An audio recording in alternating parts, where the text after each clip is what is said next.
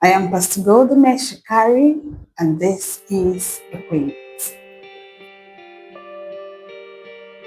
On this episode of Equipped, we'll be looking at don't let emotions choose your future. Don't let emotions choose your future.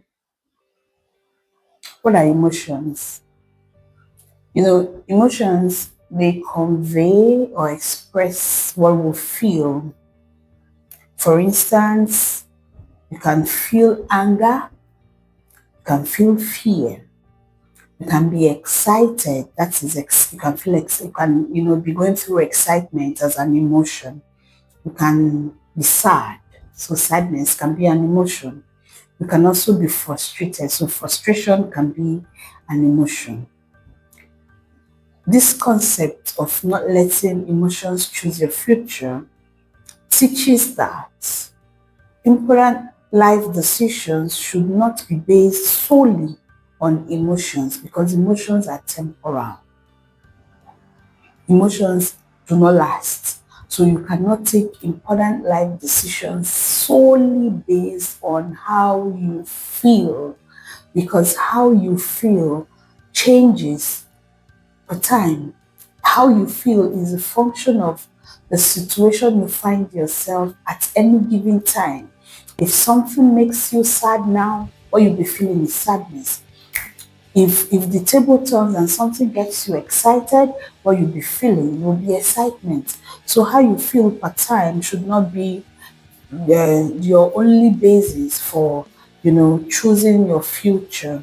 If you do that, you will regret because you'll be making very important, serious decisions just based on your temporal feelings.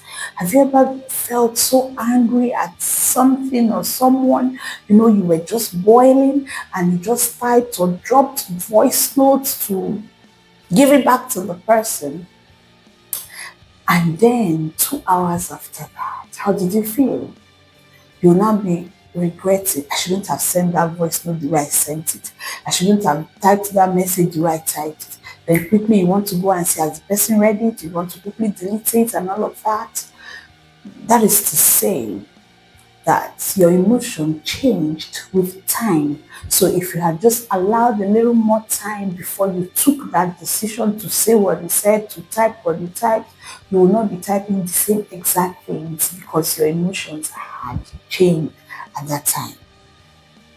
For example, the person who is angry may end a valuable friendship and later wish they had not. Anger can just bust your head and then you just say to hell. Later, you'll be regretting that if you had known, you wouldn't have said or done what you did because of the emotion, in bracket, anger that you felt at the time. Also, someone who is discouraged may give up on a dream that was actually worth pursuing. You could have tried something once, twice, and then it didn't work. And then because you're so discouraged, you say to hell. You don't want to do it again. You call it off. You throw in the towel. You tender your resignation. However, this would have been a dream worth pursuing if you had put your emotions under check or if you had not taken that decision at the point of that discouragement. The last but not the least here, a person who is overly excited may make a rushed decision without considering the consequences. Oh yes, a lot of sanguines do this. At the spur of the moment, because of excitement, you're triggered by something. Oh, you make this commitment, you make this commitment. And by the time you get home and you're relaxed and then that emotion of excitement is now calm, you're wondering, why did I even rush into that decision? Why did I commit myself the way I did? What are we saying? The idea is not for you to ignore your emotions.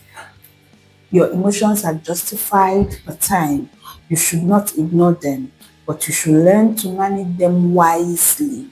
Learn to manage them wisely. Feel free to feel your emotions. Feel your emotions. When you're happy, be excited. When you're sad, enjoy your sadness.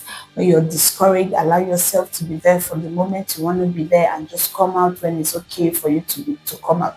When you feel disappointed, it's okay. Just feel free to feel your emotions. Understand your emotions. Why am I angry? Understand why you're angry. Explain to yourself why you're angry.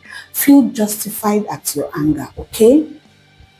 But do not allow those things to rule you. Instead, allow wisdom, prayerfulness, the facts on ground, and careful thinking to guide your choices.